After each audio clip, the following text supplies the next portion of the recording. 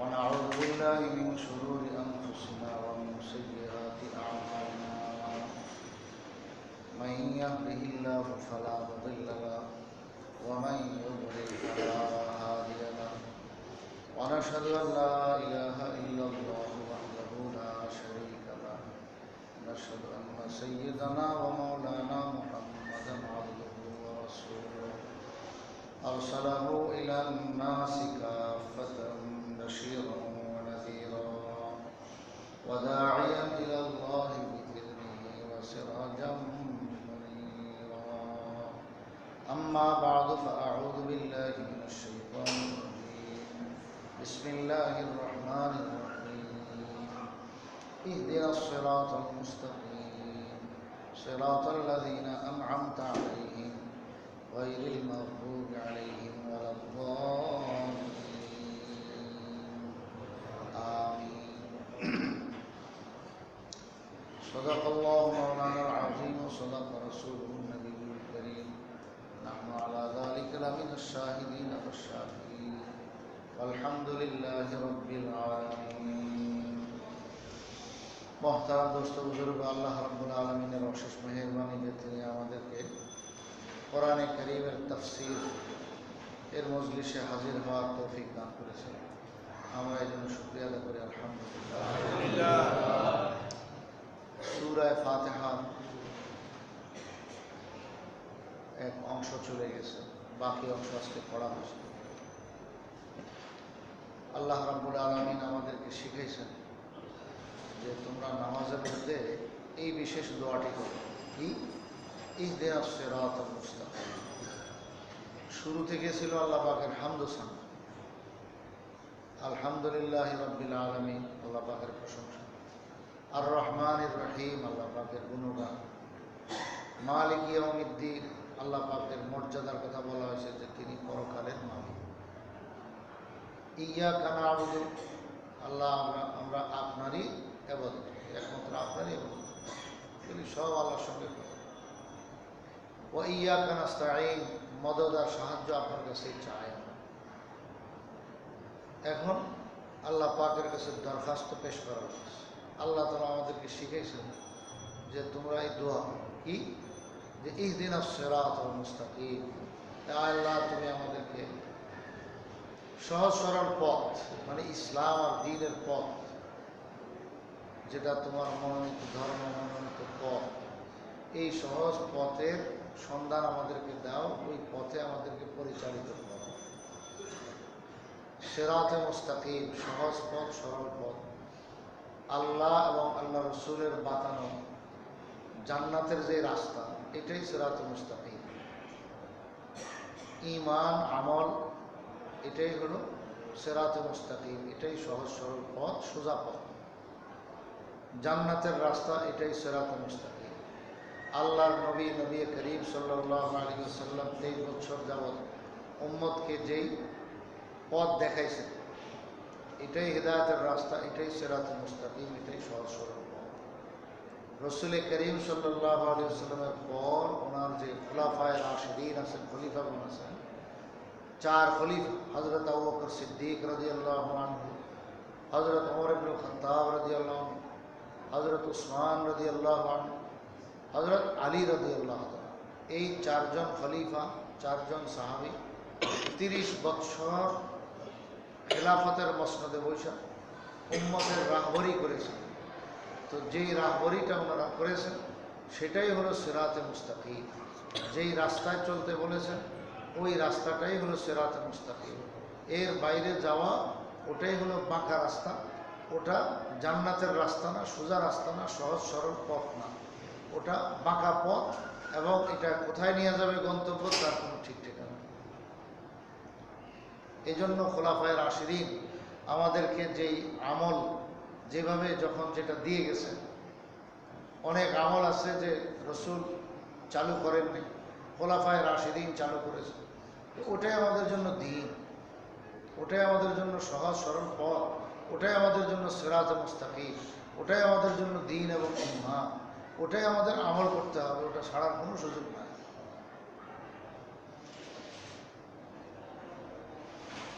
যেমন হযরত ওমর রাদিয়াল্লাহু তাআলা আনহুর খেলাফতকালে অনেক নতুন নতুন অনেক কিছু চালু হয়েছে, সিস্টেম বদলাইছে। রাসূল করিম সাল্লাল্লাহু আলাইহি ওয়াসাল্লামের যুগে যেরকম ছিল সেটা কিছু পরিবর্তন উনি আনছেন।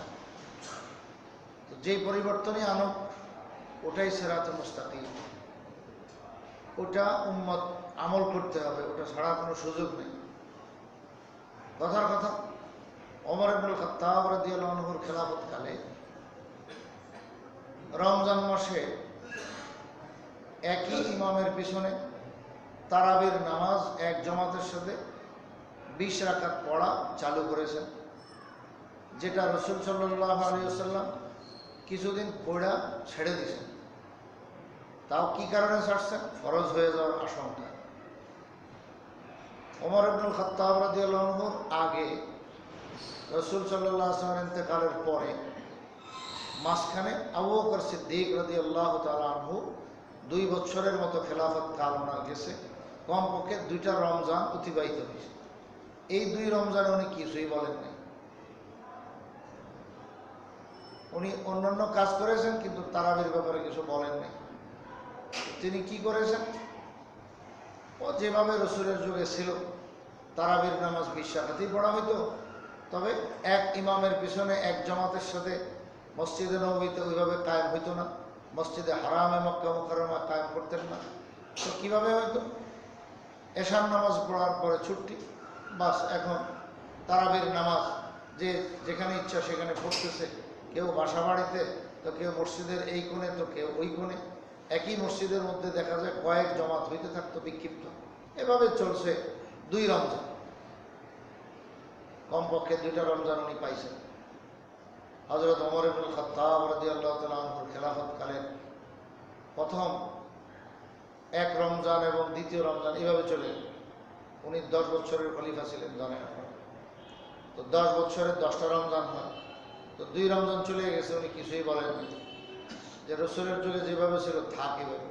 আবু বকর সিদ্দিক রাদিয়াল্লাহু আনহু ওটাকে বলবৎ রাখছেন, থাক নাই বলে। কিন্তু আল্লাহ তাআলা ওনাকে ওনার খেলাফতের 2 বছর পার হওয়ার পরে দিলের মধ্যে ঢালছেন যে এটা বড় বিশৃঙ্খলা দেখা যায়। তারাবির নামাজ এইভাবে এখানে এক জমাত ওখানে এক জমাত, এরকম বিক্ষিপ্ত জমাত হবে কেন? এরকম এটা কি ভালো হইতো না যে এক ইমামের পিছনে সুন্দরভাবে এশার নামাজ যেরকম পড়া হলো তারাবির নামাজ ওইভাবে পড়া হোক? হযরত ওমর ইবনুল খাত্তাব রাদিয়াল্লাহু আনহুর দিলের মধ্যে আল্লাহ তাআলা এই কথাটা ঢেলে দিয়েছেন। ওনারা হলো মুলহাম মিনাল্লাহ, ওনারা সাহাবায়ে কেরাম খুলাফায়ে রাশিদিন, আল্লাহ পাকের পক্ষ থেকে বিশেষ তৌফিক প্রাপ্ত। আল্লাহ তাআলা ওনাদেরকে হক জিনিসটা দিলের মধ্যে ঢেলে দেন, ধরায় দেন। বিশেষ করে ওমর ইবনুল খাত্তাব রাদিয়াল্লাহু আনহু তো এমন ব্যক্তি, রাসূল সাল্লাল্লাহু আলাইহি ওয়াসাল্লাম নিজে বলেন, লাউ কানা বাদি নবিয়্যান লাকানা ওমর, আমার পরে যদি নবুয়তের দরজা খোলা থাকতো ওমর ইবনুল খাত্তাব নবুয়ত পাইতেন। সুবহানাল্লাহ। এবং তিনাকে আরেক শব্দ বলেছেন রাসূল যে তিনি হলেন মুলহাম মিনাল্লাহ, আল্লাহর পক্ষ থেকে কথা ওনার দিলের মধ্যে আইসা দেন। এবং ওনার অনেকগুলো ঘটনা আছে, প্রায় 2 ডজনের মতো ঘটনা আছে যে আল্লাহ রাসূল সাল্লাল্লাহু আলাইহি ওয়াসাল্লামকে পরামর্শ দিয়েছেন, ইয়া রাসূলুল্লাহ এমনটা হইলে তো ভালো হতো। ঠিক বলার কিছুক্ষণ পরে জিবরাইল আলাইহিস সালাতু ওয়াস সালাম ওহী নিয়ে আসছেন যে আল্লাহ তাআলা আপনাকে আদেশ দিয়েছেন এমনটা করার জন্য। এখন ওমর ইবনুল খাত্তাব হাসতেছে, কি রে আমি যেটা কইলাম এটাই দিদি আল্লাহ তাআলা কইতেছে। সুবহানাল্লাহ। এরকম 2 ডজনের মতো ঘটনা আছে। তারিখুল খুলাফা নামক একটা প্রসিদ্ধ কিতাব আছে আল্লামা সুয়ুতী রাহমাতুল্লাহ আলাইহি, ওই জায়গায় ওমর ইবনুল খাত্তাব রাদিয়াল্লাহু আনহুর আলোচনাতে উনি একবারে সবগুলো হাদিসের কিতাব থেকে তালাশ করে এক জায়গায় জমা করে দিয়েছেন। কেউ যদি মনে চায় ওগুলো দেখতে পারেন। 2-4টা আমি শুনাই দিই। যেমন নাকি বলেছেন, ইয়া রাসূলুল্লাহ উম্মাহাতুল মুমিনিন, আমাদের আম্মা জানগণ, ইনারা আপনার স্ত্রী, আমাদের মা, ঠিক আছে। এখন দেখা যায় ইয়া রাসূলুল্লাহ পর্দার বিধান তো নাই, পর্দা করতে তো আল্লাহ তাআলা বলেন নাই। তো এখন ইয়া রাসূলুল্লাহ আমাদের এই মাদের চেহারা যে কোনো মানুষ দেখে ফেলে, আমার সেটা ভালো লাগে না। কি দূর দূরান্ত থেকে মানুষের জন্য আসে, আয়েশা ইসলাম গ্রহণ করে দিকে আম্মাজান আয়েশার দিকে তাকায় থাকে, উম্মে সালামা রাদিয়াল্লাহু তাআলার দিকে তাকায় থাকে, হাফসা রাদিয়াল্লাহু আনহার দিকে তাকায় থাকে। ইয়া রাসূলুল্লাহ আমার এটা পছন্দ লাগে। আজওয়াজ মুতাহহারাত যাদের পবিত্র পবিত্রা স্ত্রীগণ, রসুলের স্ত্রীগণ আমাদের মা। তো আমার পছন্দ লাগে না। আল্লাহ তো মা বলেছেন হলো সম্মানের জন্য। তো এনাদের দিকে এরকম যে কোনো মানুষ তাকাবে, এটা আমার ভালো লাগে না। আপনি যদি একটু আপনার স্ত্রীদেরকে বলতেন যে যেন একটু ঢেকে ঢুকে চলে, যার যার তার সঙ্গে যেন দেখা না করে, মানে সোজা কথা পর্দা করে, বা সেটা বলতে না বলতেই ওই এসে গেছে যে একবারে পর্দার বিধান কিয়ামত তক আল্লাহ তাআলা কোরআন নাযিল করে দিয়েছেন। তো উনি সেটা প্রস্তাব দিলেন, উঠে আসমান থেকে না আসেন আল্লাহ। এইভাবে ওনার অনেকগুলো ঘটনা ঘটছে। বদরের যুদ্ধের যারা আপনার বন্দী হয়ে আসছিল, বন্দীদের ব্যাপারে হুজুর সাল্লাল্লাহু আলাইহি ওয়াসাল্লাম পরামর্শের জন্য বসছেন। এক একজন এক এক কথা বলছেন, কিন্তু ওমর ইবনুল খাত্তাব যেটা বলছেন আল্লাহ তাআলা ওই পক্ষে আয়াত নাযিল করেছেন। আল্লাহ ঘটনা লম্বা, এই জন্য আর ঘটনা বললাম না। এইভাবে আব্দুল্লাহ ইবনে উবাই বহুত বড় খবিস, রইসুল মুনাফিকিন, মুনাফিকদের সর্দার নেতৃত্ব দিত। আল্লাহ রাসূল সাল্লাল্লাহু আলাইহি ওয়াসাল্লামের সঙ্গে উপরে উপরে মিল দেখাইত, তলে তলে তামাম সব ফাসাদে লিপ্ত। ওমর ইবনুল খাত্তাবের দিলে এসে গেছে। তো যখন সে মারা গেছে, হুজুর সাল্লাল্লাহু আলাইহি ওয়াসাল্লাম রওনা দিয়েছেন জানাজা পড়াবে, কারণ ভাজ্য তো সে মুসলমান। জনগণ সবাই চিনে থাকে, দূর দূরান্তের মানুষ চিনে থাকে মুসলমান হিসাবে। এখন আল্লাহ রসুল তো ভিতরের কথা জানে, কিন্তু উপরে তারা ধরা যায় নাই। এখন হুজুর সাল্লাল্লাহু আলাইহি ওয়াসাল্লাম বিভিন্ন হিকমতের কারণে রওনা দিয়েছেন তার জানাজা পড়াবে। এর মধ্যে অনেক বড় হিকমত হলো এই যে অন্তত তার ভক্তরা একটুখানি ফিরে আসে, তওবা করে, যে আর আল্লাহ রসুলকে এত জ্বালান জ্বালাইলো, এরপরে তো মারা যাওয়ার পরে তার জানাজা পড়াইছেন, জানাজাতে গেছেন। এটা একটা হিকমত ছিল। আরও অনেক হিকমত আছে, বিস্তারিত কথা এখন এইদিকে আমি বলবো না। তো যাই হোক, রওনা দিছে। ওমর ইবনুল খাত্তাব রাদিয়াল্লাহু আনহু বলেন, ইয়া রাসূলুল্লাহ, আপনি যাবেন না। জিন্দেগিভর আপনাকে এত বিরক্ত করলো, এত কষ্ট দিল, ইসলামের এত ক্ষতি করলো, আর সেই লোক মারা গেছে, আপনি জানাজা পড়াবেন? এটা কোনোদিন হইতে পারে না। বাস এখানে টানাটানি লাগবে। ওমর ইবনুল খাত্তাব রাদিয়াল্লাহু আনহু বলতেছে, না, আপনারা যাইতে দিব না। শেষ পর্যন্ত জামা পর্যন্ত ধরে রাখছে। ইয়া রাসূল, আপনি যাইেন না। আল্লাহ রাসূল বলেন, না, আমি যাব, আমি যাব। শেষ পর্যন্ত ওমর রাদিয়াল্লাহু আনহু কি বলেন, আপনি যান, ঠিক আছে, দেখেন এই ব্যাপারে আয়াত নাযিল হইল, আল্লাহ আসমান থেকে কিছু একটা বলবেন আপনার যাওয়াটা আমি ভালো মনে করি না। যখন হুজুর সাল্লাল্লাহু আলাইহি ওয়াসাল্লাম ঠিকই গেছেন, জানাজা পড়াইছেন, সব দাফন কাফন করছেন, এমনকি রসুলের গায়ের জুব্বাও তার গায়ের মধ্যে পরাই দিয়েছে লাশের উপরে দিয়ে। ওটা অনেক হিকমত ছিল। সেই রসুলের বংশের উপরে একটা ইহসান ছিল যে আব্বাস রাদিয়াল্লাহু তাআলা আনহু যখন বদরের যুদ্ধে আপনার বন্দী হয়ে আসছেন, তখন উনি কাফের ছিলেন। উনি সেই বদরের যুদ্ধ হলো 2য় হিজরিতে, উনি মুসলমান হয়েছেন 8ম হিজরিতে। তো আব্দুল্লাহ ইবনে আব্বাসের শরীরটা একটু বড়, উঁচা, লম্বা ছিল। তো এখন বন্দীদেরকে জামা কাপড় দেওয়াও এটা নিয়ম আছে। হুজুর সাল্লাল্লাহু আলাইহি ওয়াসাল্লাম তাকে জামা পরাবেন, জুব্বা পরাবেন। এখন কোনো জুব্বা জামা যেটাই দেয় গায়ে লাগে না, মানে ছোট। আব্বাস রাদিয়াল্লাহু তাআলা আনহু জামা থেকে ব্যবস্থা হবে। আব্দুল্লাহ ইবনে উবাই কই, ইয়া রাসূল, আমার জামাটা একটু বড় ছোট আছে, আমিও একটু লাচা কাছে বড়, আমারটা মনে হয় সাইজে আসতে পারে, দেখেন। তো আল্লাহ রসুল এখন ভিতরের কথা যে তুই মুনাফিক, তোরটা নেই মনে, এরকম কথা বলেন নাই। হ্যাঁ, দিয়ে দিস। তো ঠিকই দেখা গেল যে ওই আব্দুল্লাহ ইবনে উবাইয়ের জামাটা আব্বাস রাদিয়াল্লাহু আনহুর গায়ে ঠিক মতোই লাগছে। তো এখন সবাই, হ্যাঁ, ঠিক আছে, ঠিক আছে। তো রাসূল সাল্লাল্লাহু আলাইহি ওয়াসাল্লামের মাথায় ওই জিনিসটা আছে যে এই কমবক্তনালায় ফিদ্দারকিল আসফালি মিনান নার থাকবে, মানে জাহান্নামের সর্বনিম্ন স্তর এবং সবচেয়ে বেশি কঠিন আযাবে লিপ্ত থাকবে। পরকালে আবার নিয়ে আল্লাহ পাকের কাছে কোনো দোহাই লাগায় যে আপনার নবীর চাচার একটু ইহসান আমি করেছিলাম, এই উসিলা নিয়ে আমার একটু আযাব টাযাব কম হয়। আল্লাহ রাসূল করেন, না, তোর এই ইহসানের বদলার বিনিময় দুনিয়াতে আমি পরিশোধ করে দিলাম, যা। কি সেটা? মারা গেছে পরে রাসূল সাল্লাল্লাহু আলাইহি ওয়াসাল্লাম জামা জুব্বা লাগাই দিয়েছেন তারে, যে একটা হলো ওই ইহসানের বদলা হয়ে গেল, আমার চাচা বংশের এক লোকের উপরে চাচা এর উপরে ইহসান করেছে, এটার বদলার বিনিময় এখানে হয়ে যায়। আর সঙ্গে আরেকটা ব্যাপার আছে, আল্লাহ রাসূল চান যে এই জুব্বা আর এই জামা, এটা তো রসুল সাল্লাল্লাহু আলাইহি ওয়াসাল্লামের গায়েরটা, এই উসিলানি ফেরেশতারা একটু মাইরমুর একটু কম দেয়, এটা ছিল হ্যাঁ।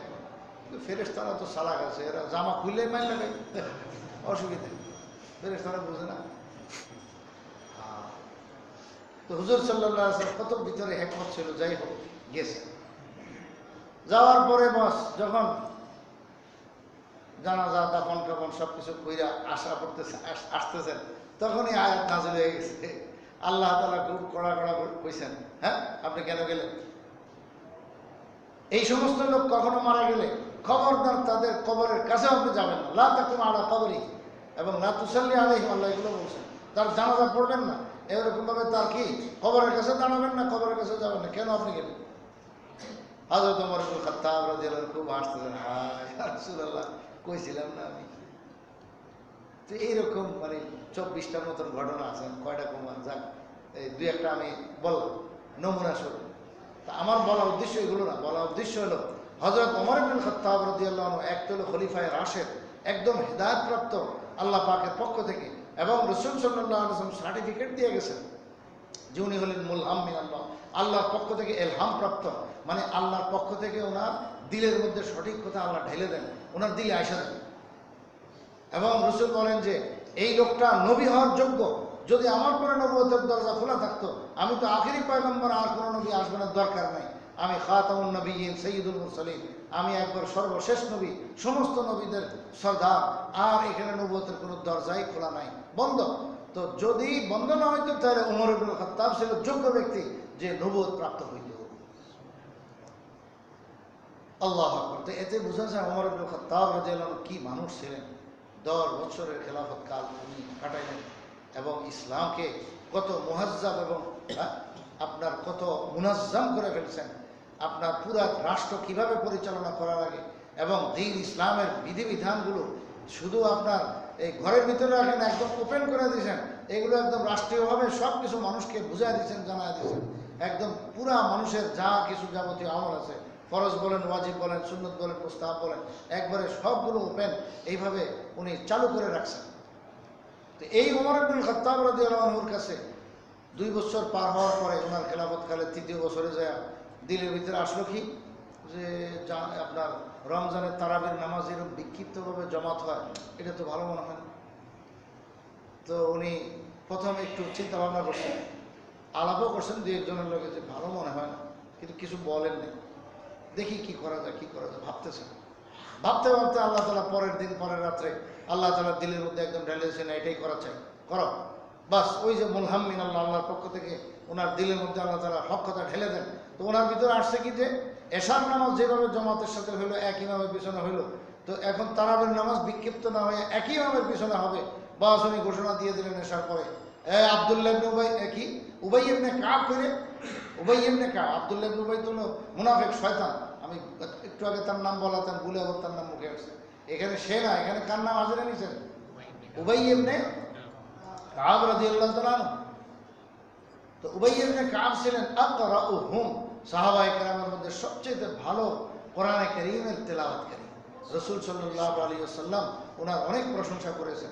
একবারে যেইভাবে ওহী নাযিল হয়, যেভাবে আয়াত নাযিল হয়, ওইভাবে উচ্চারণ সহ উবাই ইবনে কাব রাদিয়াল্লাহু তাআলা উচ্চারণ করতে পারেন। তো এটা সাহাবায়ে কেরাম সবাই রাসূলের যুগ থেকে জানতেন। তো ওনাকে ডাকলেন যে কোথায় উবাই ইবনে কাব? তো মসজিদের এক কোনায় ছিলেন, লাব্বাইক আমি আসেন, আপনি সামনে আসেন।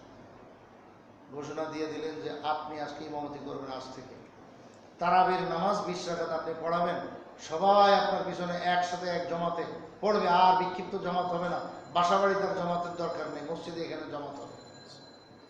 বাস তখন ওমর ইবনে খাত্তাব এই যে চালু করলেন, চালু হয়ে গেল। এখন উনি প্রতিদিন উম্মতের হালাত দেখেন, কারণ উনি জিম্মাদার, তারাবির নামাজ উনি ইমামতিতে লাগাই দিয়া এখন হালাত দেখে উনি নিজেই খুব খুশি হইতেছেন যে এই কাজটা কতই না ভালো হলো, আল্লাহ আমার তৌফিক দিল। আমার আগে হযরত আবু বকর সিদ্দিক রাদিয়াল্লাহু আনহু ওনার দিলে এটা আসে নাই, আল্লাহ তাআলা আমার দিলে ঢাললো যে একই ইমামের পিছনে পড়াচ্ছে, তো এই কাজটা আমার দ্বারা হয়ে গেল।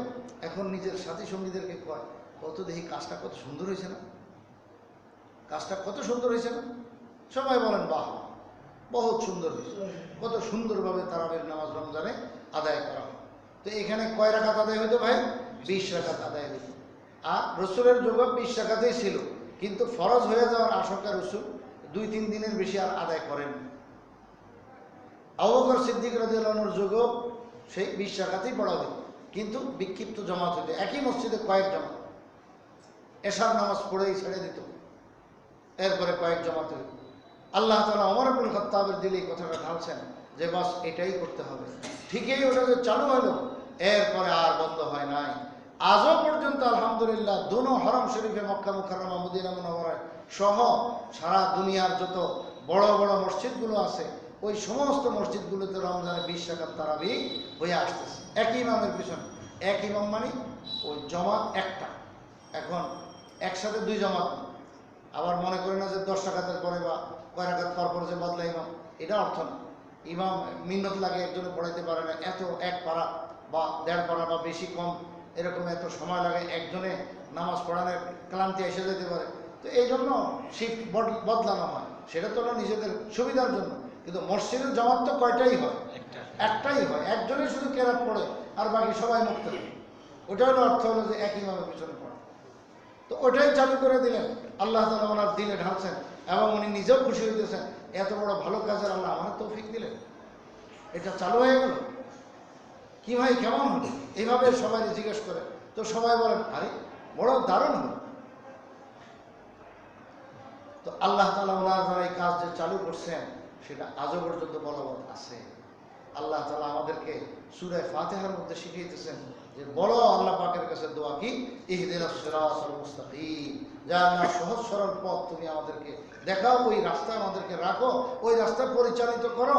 তাও এটা এক বেলা বলতেছে না, এক রাকাতে বলতেছে না, প্রতিটা নামাজের ভিতরে প্রত্যেকটা রাকাতের মধ্যেই বলতেছে ইহদিনাস সিরাতাল মুস্তাকিম। আল্লাহু আকবার, প্রতিটা রাকাত, এমনকি ফরজ হোক ওয়াজিব হোক, এমনিভাবে নফল নামাজই হোক, সব নামাজের মধ্যে আপনার সূরা ফাতিহা পড়া হইতেছে। ইমাম সাহেব পড়তেছেন, এখন ইমামের পিছনে মুক্তাদি পড়বে না পড়বে সেটা আরেক মশলা। সেই মশলা ইনশাআল্লাহ আমি আবার কোনোদিন বিস্তারিত আলোচনা করব। তো এখন সাদা মাঠা মশলা আপনারা জানেন যে ইমামেই তো নামাজ পড়তেছে, পড়াইতেছেন, ইমামের নামাজটাই ওখানে নামাজ, ইমামের সঙ্গে সবাই শুধু আপনার জয়েন করেছে। তো সেখানে কেরাতের জিম্মাদারি এটা ইমামেরই দায়িত্ব, কেরাত ইমামেরই জিম্মাদারি, ইমাম পড়ে। এই জন্যই ওরা দলিল পর্যন্ত পৌঁছলে আল্লাহ রাসূল বলেন যে তুমি আমিন বলো, তাইলে তোমার কি হয়ে গেল? দোয়া করা হয়ে গেল, পুরা সূরা ফাতিহা বলা হয়ে গেল। ইহদিনাস সিরাতাল মুস্তাকিমও যেন তুমি মুখে বলে ফেললা। হযরত মূসা আলাইহিস সালাতু ওয়াস সালাম দোয়া করছেন, আল্লাহ তুমি আমারে মাফ করো, আমার ভাইয়েরে মাফ করো। হযরত হারুন আলাইহিস সালাতু ওয়াস সালাম লগে কইছেন আমিন। আল্লাহ তাআলা আয়াত নাযিল করেছেন ক্বাদ উজিবাত দাওয়াতুকুমা, দুজনের দোয়া কবুল করা হয়েছে। অথচ আমরা দেখি দোয়া তো করেছে শুধু মূসা আলাইহিস সালাম, আর উনি শুধু আমিন বলেছেন। আল্লাহ কয়েছে দুজনের দোয়া কবুল, মানে কি যে আমিন বলছে সেও এই দোয়া চাওয়ার মধ্যে শরীক আছে, আমিন বললেই সে শরীক হয়ে গেছে। ওটাই আল্লাহ তাআলা আমাদেরকে নামাজের মধ্যে শিখিয়েছেন যে ইমাম সাহেব বলতেছেন ওয়ালাদ দাল্লিন পর্যন্ত ইহদিনাস সিরাতাল মুস্তাকিম সহ সমস্ত দোয়া, বাস এবার তুমি খালি বলে দাও আমিন। তো আমিন বললেই সব কি হয়ে গেল? ইমাম সাহেবের সঙ্গে সব দোয়া হয়ে গেল, সূরা ফাতিহার সব দোয়া হয়ে গেল। আল্লাহু আকবার। এখন আমিন আবার আসতে করবে না জোরে করবে, এগুলো বিস্তারিত মশলা আছে ভাই, বলবো ইনশাআল্লাহ। আমিন আসতেই বলবো, আপনারা দেখতেছেন না আসতে বলতেছেন না, ইমামে আসতে বলবে, মুক্তাদিরা আসতে বলবে। এখন হলো দলিল প্রমাণ। তো দলিল প্রমাণ ইনশাআল্লাহ এগুলো আল্লাহ তাআলা তৌফিক দিলে আমি আপনাদেরকে বিস্তারিত এই মজলিসগুলোতে শোনাবো ইনশাআল্লাহ, যদি আপনারা শুনতে চান। কি ভাই শুনতে চান না? হ্যাঁ ইনশাআল্লাহ, কারণ এগুলো নিয়ে হাঙ্গামা হয়, ঝামেলা হয়। আরও এই মাত্র হজের মৌসুম গেল, যাইতেছে, এখনো সব হাজি সাহেবরা আইসাও বলে না। আমাদের বাংলাদেশে হাজি সাহেবানগুন ওখানে গেছেন, যাইয়া দেখছেন নামাজের মধ্যে কত রকমের ব্যতিক্রম, কত কিছু। তো অনেকের মাথায় দেমাগে এগুলো ঢুকে যে কিরে ওখানে এটা হইতেছে, তো আমরা কেন এটা ছাড়ি? হ্যাঁ, এই সমস্ত বিষয় ইনশাআল্লাহ জুমার বয়ানে আমি এগুলো বলবো আপনাদের। এই হজের মৌসুমে এগুলো বলার দরকার পড়ে ইনশাআল্লাহ, সেটা একটা একটা করে সবগুলোই শুনবেন, কিন্তু শুনতে হবে। এগুলো সময় নিয়ে মজবুতির সাথে ভালো করে বুঝ টুজ নিতে হবে, নাইলে এরকম এই ঠুনকা কথা আপনি জিজ্ঞেস করলেন আমি চট করে দাঁড়াই করলাম, এটা তো আপনার বুঝ হবে না। আপনি কয়েক ঘন্টা ব্যাপী সুন্দরভাবে ঠান্ডা মাথায় ভালো করে শুনেন, কোরআন হাদিসের কথা শুনেন। আপনি আমি যে আমল করতেছি, যেভাবে নামাজ পড়তেছি, এটা কোরআন হাদিসের মোতাবেক আছে কিনা, এই সম্পর্কিত দালাইল এবং হাদিস আল্লাহ রাসূলের বাণী আছে কিনা, এগুলো সব আছে তো আমি বলে দিলাম। আপনি ঠান্ডা মাথায় সব শুনেন, বুঝেন, দেখবেন যে সব ইতমিনান হয়ে গেছে। আল্লাহু আকবার। ফাসাদের কোনো সুযোগ নেই, ফিতনা করার সুযোগ নেই যে আমাদের নামাজ হয় না, আমাদের এই সমস্যা ওই সমস্যা। যাই হোক, আমি কথা এখন না বাড়াই, এখন সূরা ফাতিহার কথাতে আসি, ওটাতে যাই। তো ইহদিনাস সিরাতাল মুস্তাকিম, আল্লাহ তুমি সহজ সরল পথ দেখাও। এই সহজ সরল পথের মধ্যে হলো যে রাসূল করিম সাল্লাল্লাহু আলাইহি ওয়াসাল্লাম দিন ধর্ম শরীয়ত যা দিয়ে গেছেন সেটা। এই সিরাতুল মুস্তাকিমের ভিতরে হলো খোলাফায়ে রাশিদিন যা দিয়ে গেছেন সেটা। এই জন্য রাসূল সাল্লাল্লাহু আলাইহি ওয়াসাল্লাম একদম ডকুমেন্ট আর সার্টিফিকেট দিয়ে গেছেন উম্মতকে, কি আলাইকুম বিসুন্নতি ওয়া সুন্নাতিল খুলাফাইর রাশিদিন আল মাহদিয়িন আদ্দু আলাইহা বিন নওয়াজিজ। হুজুর সাল্লাল্লাহু আলাইহি ওয়াসাল্লাম বলেন, তোমরা আমার সুন্নাহকে, আমার মত পথ আদর্শকে যেভাবে মজবুত করে আঁকড়ায় ধরো, এরকম আমার পরবর্তী খুলাফায়ে রাশিদিনটাকে এরকম মজবুত করে আঁকড়ায় ধরো। এবং খবরদার কেউ যেন তোমার থেকে ওই সুন্নাহ খোলাফায়ে রাশিদিন যেটা চালু করছেন আমল, এটা যেন কেউ ছিনায় না নিতে পারে। আব্দু আলা বিন নওয়াজিজ, সামনের দাঁত দিয়ে কামড় দিবে না, মাড়ির দাঁত দিয়ে মজবুত করে কামড়ায় ধরো ওই সুন্নাহকে, যেন কেউ না নিতে পারে। মানে তোমাকে ধোকা দিয়া, তোমাকে কোনো একটা কথা বলে তোমার আপনার ওই সুন্নাহ ছুটে দিবে তোমার, খবরদার এই কাজ যেন না হয়। আজকাল বলা হয় না এরকম, রমজান এলে কয় যে তারাবির নামাজ 8 রাকাত। তো 8 রাকাত কইলে কি করতে চায় সে? 20 রাকাত যে ওমর ইবনে খাত্তাব রাদিয়াল্লাহু আনহু খলিফায়ে রাশিদ চালু করলেন সেটা ছুড়াইতে চায়। আল্লাহ রাসূল কয় ছুড়াইতে যেন না পারে। ওই 20 রাকাত যেটা ওমর ইবনে খাত্তাব চালু করছেন, এটাকে মাড়ির দাঁত দিয়ে চাবায় কামড়ায় ধরা মজবুত করে, খবরদার কেউ যেন ছিনা না নিতে পারে, কোনো রকমের ধোকা না দিতে পারে। আল্লাহু আকবার।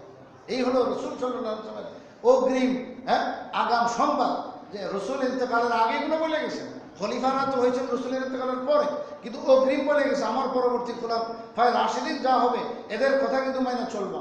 আর সমস্ত উম্মত এই ব্যাপারে একমত যে এই হাদিসের অর্থ হলো আবু বকর, ওমর, ওসমান, আলী, এই খলিফায়ে রাশিদিন এই 4 জন, এবং 4 জনের খেলাফত হলো 30 বছর। ওটা আল্লাহ রাসূল আলোক আরেক হাদিসে বলে দিছে, আমার পরবর্তীতে আমার তর্জ তরিকা অনুযায়ী, আমার নিয়ম অনুযায়ী ওই আপনার সুন্নাহ কি বলে খেলাফত 30 বছর পর্যন্ত থাকবে। এটা রাসূল বলে গেছে। এরপরে কিছু বিশৃঙ্খলা হবে, বাকি ওগুলোর মধ্যে ফিতনা ফাসাদ থাকবে এবং ভালো মন্দ সবটাই থাকবে, কিন্তু একবারে নির্ভেজাল সেই খেলাফত সেটা 30 বছর চলবে। আর ওই 30 বছর কারা চালাইছেন? এই 4 জন খোলাফায়ে রাশিদিন। তো এই 4 জনের যা চালাবে সেটার ব্যাপারেই উনি বলে গেছেন, আল্লাহ রাসূল সাল্লাল্লাহু আলাইহি ওয়াসাল্লাম বলে গেছেন যে ওইটাকে মজবুত করে ধরো, মানিক দাঁত দিয়ে আঁকড়ায় ধরো, খবরদার কেউ যেন ছিনায় না নিতে পারে তোমার থেকে। এখন সিরাতুল মুস্তাকিমের ব্যাখ্যা এই তাফসীর ইবনে কাসির আমার সামনে, আপনারা ঘরে ঘরে তাফসীর ইবনে কাসির আছে, বাংলা অনুবাদও পাওয়া যায়, খুলে দেখতে পারেন আপনারা যে এখানে কি লেখা আছে। সিরাতুল মুস্তাকিমের অর্থ হলো আল্লাহ দেওয়া এবং রাসূল সাল্লাল্লাহু আলাইহি ওয়াসাল্লামের দেওয়া যে দ্বীন শরীয়ত সেটা, এবং খোলাফায়ে রাশিদিন যে সুন্নাহ মত পথ আদর্শ নিয়ে 30 বছর পর্যন্ত উম্মতের সামনে মজবুত করে আঁকড়ায় ধরে রাখছেন, দেখাইছেন, সেটাকে মজবুত করে ধরে, এটাই হলো সিরাতুল মুস্তাকিম। তাইলে আমরা প্রতি ওয়াক্ত নামাজের মধ্যে যে বলতেছি ইহদিনাস সিরাতাল মুস্তাকিম, এর অর্থ হলো যে খোলাফায়ে রাশিদিন যে দ্বীন শরীয়ত সুন্নাহ যেভাবে রেখে গেছে, আয় আল্লাহ এটার উপরে আমাকে পরিচালিত করো। তাইলে 20 রাকাত যদি উনি চালু করে থাকে, তাহলে কেন আমরা 20 রাকাত পড়বো না? কেন আমাদের ওখানে আপত্তি? এখন না বুঝা কত মানুষ কত কথা কয় ওমর ইবনে খাত্তাব চালু করছে, কাজে এটা আমরা কেন করবো? রাসূলুল্লাহ কি করছে এটা দেখার বিষয়। আরে খোদার বান্দা, রাসূলুল্লাহ কি করছে এটা দেখলো তো 20 রাকাতেই পাইবা। এখন সাও উল্টা পুল্টা সাও না সব জায়গায়, তো কোত্থেকে দেখবো সব কিছু? দ্বীন শরীয়তের উসুল যাবেন আপনার জায়গায় আছে। হাদিস বোঝা এত সহজ না, এবং যে কোনো কিতাব থেকে হাদিস বোঝা এত সস্তা না। হাদিস বোঝার জন্য কত মূলনীতি আছে, কত উসুল জবাবেত আছে, কোন হাদিস আমলযোগ্য না, এগুলো কতভাবে বুঝতে হয়। এর মধ্যে সহজ এক পন্থা হলো সাহাবায়ে কেরাম কি করছেন সেটা অনুযায়ী বুঝতে হয়, যে ওইটা দিয়েই বোঝা যাবে যে রসুলের আমল কোনটা। কারণ এটা কোশ্চেন খেলা সম্ভব নয় যে আল্লাহ রসুল চাইবেন একটা আর খোলাফায়ে রাশিদিন চাইবে আরেকটা। বরং খোলাফায়ে রাশিদিন তো মুওয়াফফাক মিনাল্লাহ, আল্লাহর পক্ষ থেকে তৌফিক প্রাপ্ত। আল্লাহ রসুল যেটা চান, আল্লাহ যেটা চান, যেটা পছন্দ করেন, ওটাই খোলাফায়ে রাশিদিনের দ্বারা আল্লাহ তাআলা বহি প্রকাশ করবেন, ওটাই ওনাদের দ্বারা চালু করাবেন। এই জন্য যদি ধরেন রাসূলুল্লাহ সাল্লাল্লাহু আলাইহি ওয়াসাল্লাম যদি তারাবির নামাজ একবারে কোনোদিন নাও পড়ে থাকে, 20 রাকাত কোনোদিন নাও পড়ে থাকে, তারপরেও মনে রাখতে হবে যে 20 রাকাতেই পড়তে হবে, 20 রাকাতেই আমাদের আকীদা রাখতে হবে। কেননা যে ওমর ইবনে খাত্তাব রাদিয়াল্লাহু আনহু চালু করছেন, এবং ওমর ইবনুল খাত্তাব একা নয়, সঙ্গে পরে ওসমান রাদিয়াল্লাহু আনহু 12 বছরের খেলাফতে 12টা রমজানের মধ্যে 20 রাকাতেই তারাবি পড়ছেন এবং পড়াইছেন পুরা রাজ্যের মধ্যে সব জায়গায়, হারামাইন শরীফাইনে দুটো জায়গায়। শুধু তাই নয়, চতুর্থ খলিফা হযরত আলী রাদিয়াল্লাহু আনহু 6 বছর খেলাফত কাটাইছেন, 6 বছরে 6টা রমজানে 20 রাকাতেই হয়েছে হারামাইন শরীফাইনে। তাইলে এই কয়জন হলো ভাই? 3 খলিফা। এই 3 খলিফা ওমর, ওসমান, আলী, এই 3 খলিফা আপনার 2 বছর বাদ দিলে কত থাকে? 2 বছর, আর ওদিকে ওমরের প্রথম দিকে 2 বছর, তাহলে 4 বছর বাদ দেন। 30 বছরের থেকে 4 বাদ দিলে কত থাকে? 26 বছর। এই 26টি বছর ইসলামের সবচেয়ে বড় সোনালী যুগ।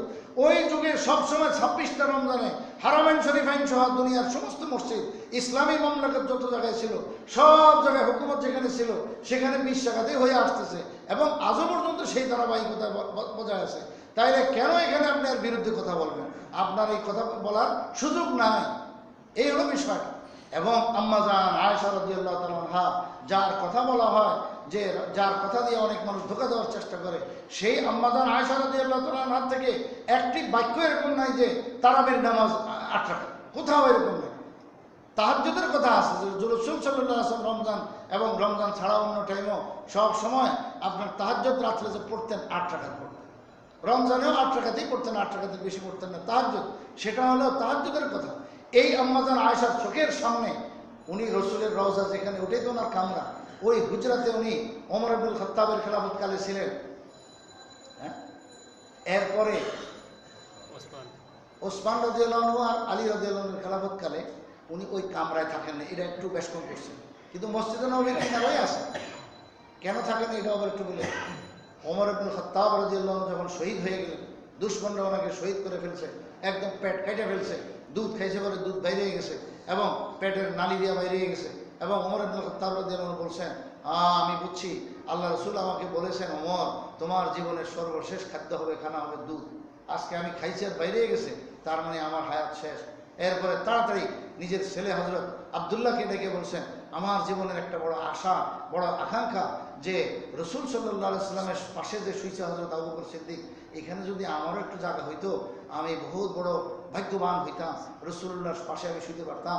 তো এখন জায়গাটা তো ঘরটাই তো আম্মাজান আয়েশা, তো হে আব্দুল্লাহ তুমি আমার পক্ষ থেকে আমি আম্মাজানের কাছে কথাটা পৌঁছায়ও, এবং যদি উনি রাজি হন তাহলে চিন্তা ভাবনা করো এবং বলো যে এখন আর খলিফাতুল মুসলিমিন আমাকে না, বলছেন যে আমার পক্ষ থেকে যাই বলো আমি এখনো খলিফা আছি, খলিফাতুল মুসলিমিন পাঠাইছেন এই আবদার নিয়ে, এখন আপনার কি রায়?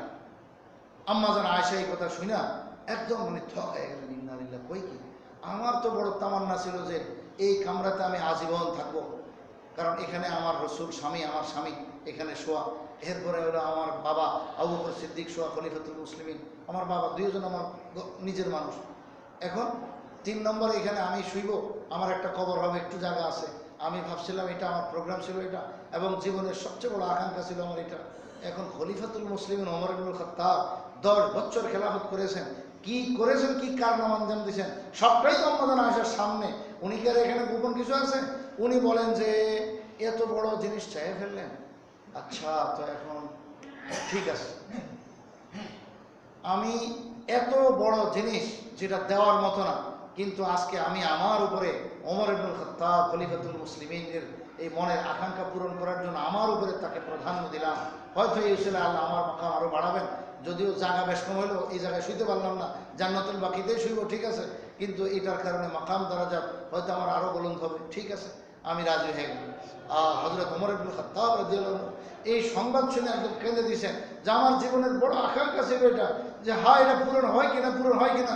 কত সলাতুল হাজাত করছেন, কত দোয়া করছেন আল্লাহর কাছে, আল্লাহ আম্মাজান আয়েশা যদি না করে দেয় তাহলে তো আমার কিছুই করার নেই, আল্লাহ আমার তো আকাঙ্ক্ষা এটাই। শেষ কি হলো, উনি তো রাজি হয়ে গেলেন।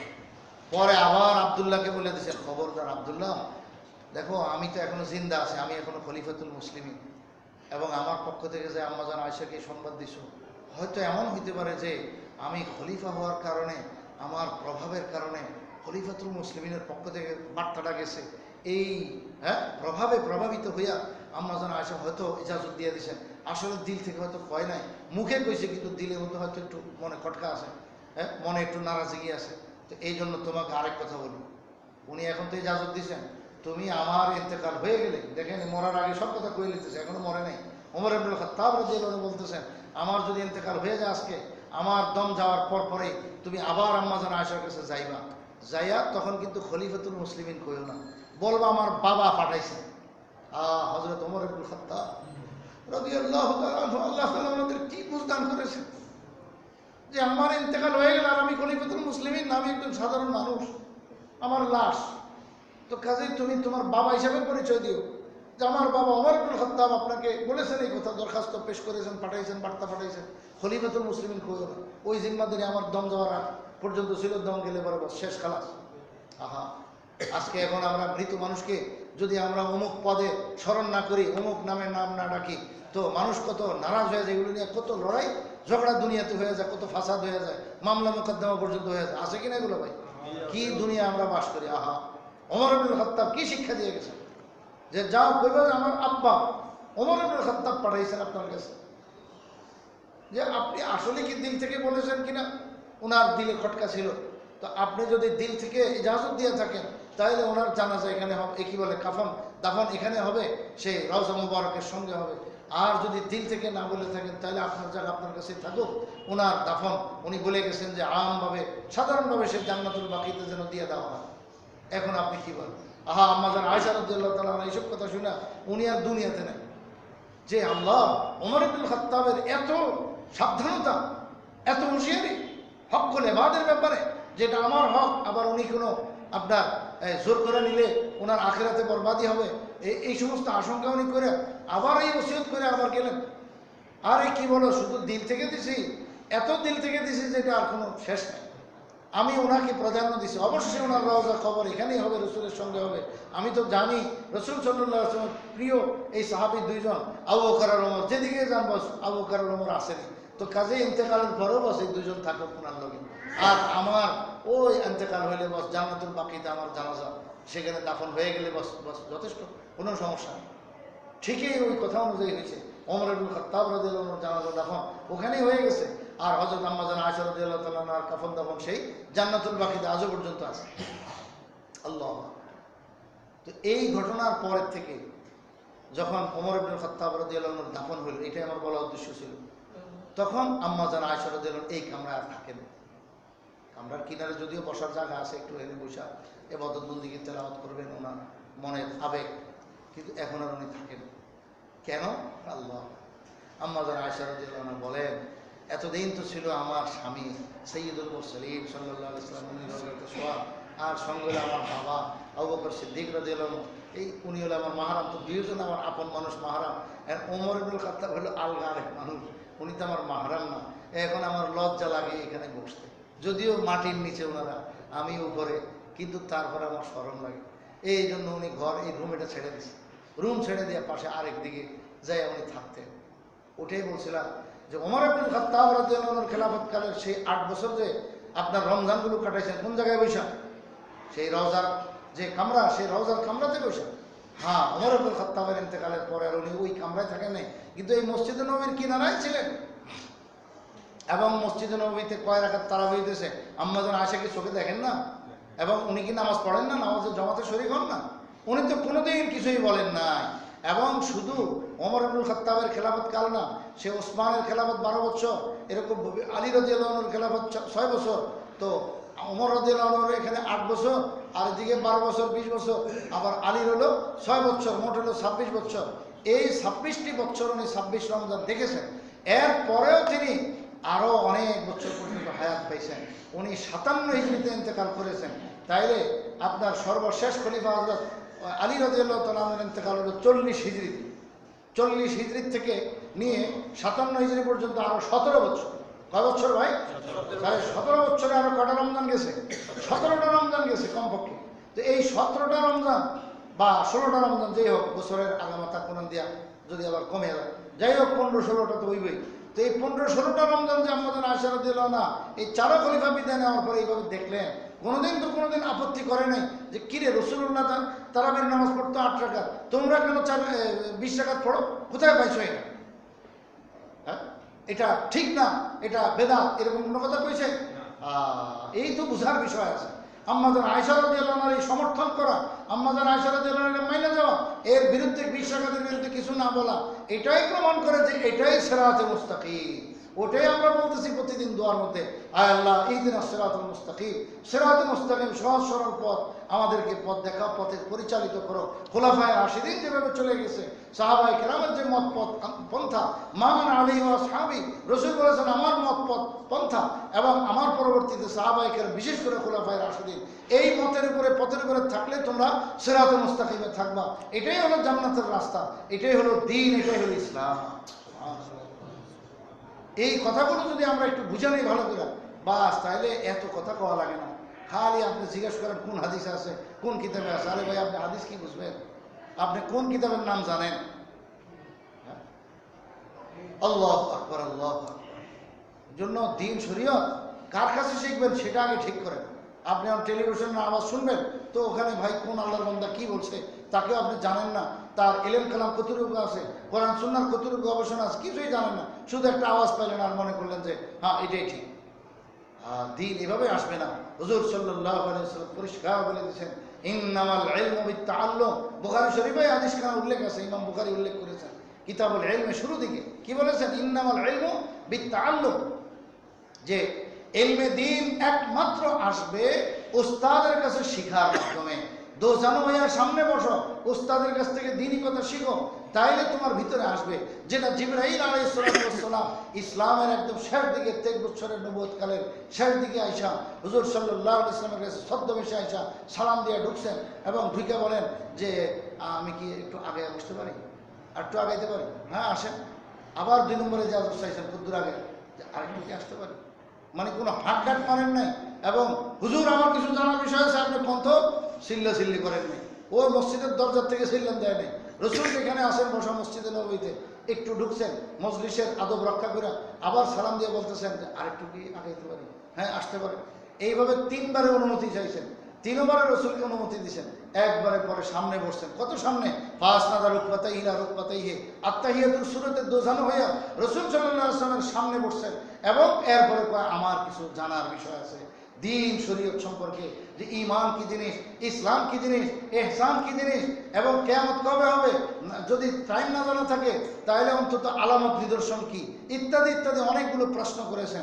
আর রাসূল সাল্লাল্লাহু আলাইহি ওয়াসাল্লাম সবগুলো জবাব দিয়ে দিয়েছেন। জবাব দেওয়ার পরে বলতেছেন, চলে যাওয়ার পরে বলতেছেন যে দেখো ইনি হলো জিবরাইল আলাইহিস সালাতু ওয়াস সালাম। লম্বা ঘটনা আছে, শেষ খোলাসা যেটা সারমর্ম আমি সেটা বলতেছি, যে জিবরাইল আলাইহিস সালামের ব্যাপারে বলতেছেন যে ইনি কিন্তু আল্লাহ পাকের ফেরেশতা জিবরাইল ছদ্মবেশে আসছে।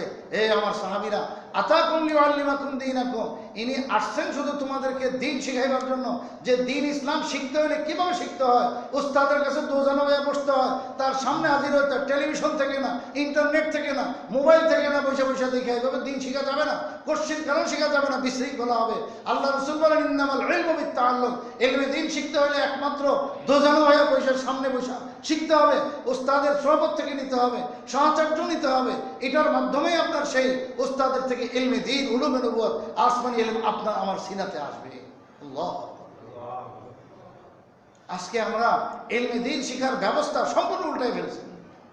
আমরা মনে করি যে ঘরে বসে আমরা দ্বীন শিখে ফেলবো, অনুবাদ দিকে একদম সব কিছু বুঝে ফেলবো। আরে ভাই, যদি অনুবাদ দিকে সব বুঝে ফেলতেন তাহলে কেন এই মাদ্রাসাগুলো এত বড়, জামিয়াতগুলো আছে, বাংলাদেশে আছে, আপনার পাক ভারত উপমহাদেশে আছে, সৌদি আরবে আছে, আরব দেশের যে কোনো রাষ্ট্রের মধ্যে আছে, এক এক বড় বড় মাদ্রাসা, জামিয়া, ইউনিভার্সিটি, সেই অ্যারাবিক ইউনিভার্সিটি, কত বিশাল বিশাল, এবং কত উস্তাদ, কত ছাত্র, আর কত শাখা, সেখানে কত শোভা এবং কত সাবজেক্ট এবং কত গবেষণা আর কত লেখাপড়া। এরপরেও সবাই কয় যে না এখনো সব শিখতে পারিনি। আর আপনি আমি নিজেই কিছু করলে মনে করি যে দ্বীন শরীয়ত সবই বুঝে ফেলছি এবং কটাক্ষ করি উলামায়ে কেরামকে যে উনি কি বুঝে, ওনার কাছে কি আছে। হ্যাঁ হ্যাঁ, আস্তাগফিরুল্লাহ। আমাদেরকে আল্লাহ তাআলা সিরাতুল মুস্তাকিমের উপরে থাকার তৌফিক দান করেন। ইহদিনাস সিরাতুল মুস্তাকিম, এটাই আমাদেরকে শিক্ষা দিতেছে। প্রতিটা ওয়াক্ত নামাজের ভিতরে আমরা প্রতিটা রাকাতের মধ্যে আমরা বলতেছি যে জামাতে নামাজ পড়লে ইমামের ভাষায় বলতেছি, আর একে একে হলে তো নিজেরটা নিজেই বলতেছি। জমাতে হলে ইমামের সঙ্গে যে আমরা শুনতেছি বা না শুনি, ইমাম চুপে চুপে জোহরের নামাজে পড়ে এবং সিররি নামাজ যেগুলোতে আসতে পড়ে, ওই যে আমরা ইমামের দায়িত্ব দিয়ে দিছি, এটাই আমাদের পক্ষ থেকে ইমাম বলে দিয়েছেন যে এখানে আল্লাহর কাছে দরখাস্ত করা হইতেছে যে আল্লাহ তুমি সহজ সরল পথ দেখাও, সেই পথে আমাদেরকে পরিচালিত করো, এটা বলা হইতেছে। আল্লাহু আকবার। তো ইহদিনাস সিরাতাল মুস্তাকিম, সাহাবায়ে কেরামের সেই রাস্তা, সহজ সরল পথ, এটাই আসল রাস্তা, আসল সঠিক দ্বীনের রাস্তা। এই রাস্তায় চলার জন্য আমাদেরকে বলা হয়েছে। আল্লাহ তাআলা আমাদেরকে বুঝার তৌফিক দান করুন। সফরের থেকে আসার পরে এখন আমার গলার আওয়াজটাও ঠিক হয়নি। হঠাৎ করে ওই যে এই দেশে আবহাওয়া একরকম, ওই দেশে আরেকরকম ছিল, এই যে হঠাৎ করে এমন ডাউন হলো গলা, এখন কথা কইতেছি অনেক মানে কষ্ট লাগে। যাই হোক, এই দূর পর্যন্ত আইসি আলহামদুলিল্লাহ, বহুত কথাই হয়ে গেছে। যদি আজকের এই মজলিসের যা কথাগুলো কষ্ট করে বলা হলো, যদি আমরা বুঝতে পারি, ধরে নিতে পারি, মানে নিজে হজম করতে পারি, ইনশাআল্লাহুল আজিজ দ্বীনের রাস্তা আমাদের সামনে পরিষ্কার হয়ে যাবে, সহজ সরল পথ আমাদের সামনে খুলে যাবে। আল্লাহ তাআলা আমাদেরকে বুঝার তৌফিক দান করুন। আমিন। আলহামদুলিল্লাহ, আলহামদুলিল্লাহ রাব্বিল আলামিন, والصلاة والسلام على سيد الأنبياء والمرسلين وعلى آله وأصحابه أجمعين. اللهم لا أحصي ثناء عليك أنت كما أثنيت على نفسك. اللهم لا أحصي ثناء عليك أنت كما أثنيت على نفسك. আল্লাহ আমরা গুনাহগার, আল্লাহ আপনি আমাদের গুনাহকে মাফ করে দিন। আল্লাহ আপনি আমাদেরকে হিদায়াত নসিব ফরমান। আল্লাহ আপনি আমাদেরকে হিদায়াত নসিব ফরমান। আল্লাহ জিন্দেগি আমাদের বড় ভুলের মধ্যে কাটছে মাওলা, সমস্ত ত্রুটি বিচ্যুতি ভুল খাতা আল্লাহ কুসুর মাফ ফরমান, সমস্ত খাতা কুসুর মাফ ফরমান। আল্লাহ আমাদেরকে সহজ সরল পথ, সিরাতুল মুস্তাকিমের পথ আপনি আল্লাহ পরিচালিত করেন, সহজ সরল পথে পরিচালিত করেন, সিরাতুল মুস্তাকিমের উপরে মজবুত থাকার তৌফিক দান করেন। আল্লাহ আমাদের নামাজ, আমাদের রোজা, আমাদের আমল, আমাদের সমস্ত কিছু কবুল মঞ্জুর ফরমান। আমাদের ঈমান আমল নিয়ে থাকার তৌফিক দান করেন। সমস্ত ফিতন থেকে, শুরুর ফিতন থেকে, ফিতনা ও ফাসাদ থেকে আপনি আমাদেরকে রক্ষা ফরমান, আমাদেরকে হেফাজত ফরমান। আল্লাহ আপনি সাহাবায়ে কেরামের কদমের উপরে, নকশে কদমের উপরে চলার তৌফিক দান করেন। খোলাফায়ে রাশিদিন যে সুন্নাহ জারি করে গেছেন, সেই সুন্নাহর উপরে অটল অবিচল মজবুত থাকার তৌফিক দান করেন। রাসূল করিম সাল্লাল্লাহু আলাইহি ওয়াসাল্লামের দ্বীনের উপরে মজবুত থাকার তৌফিক দান করেন। আল্লাহ আপনি আমাদের হালের উপরে মেহেরবানি ফরমান, আমাদের অবস্থার উপরে মেহেরবানি ফরমান। আল্লাহ আমরা গুনাহগার, আমাদের জিন্দেগি বড় বেকার, আল্লাহ আমাদের জিন্দেগিতে বড় জুলমত আর অন্ধকার, আল্লাহ সমস্ত অন্ধকার আপনি দূর ফরমান। আল্লাহ সমস্ত অন্ধকার দূর ফরমান, সমস্ত জুলমত আপনি দূর ফরমান।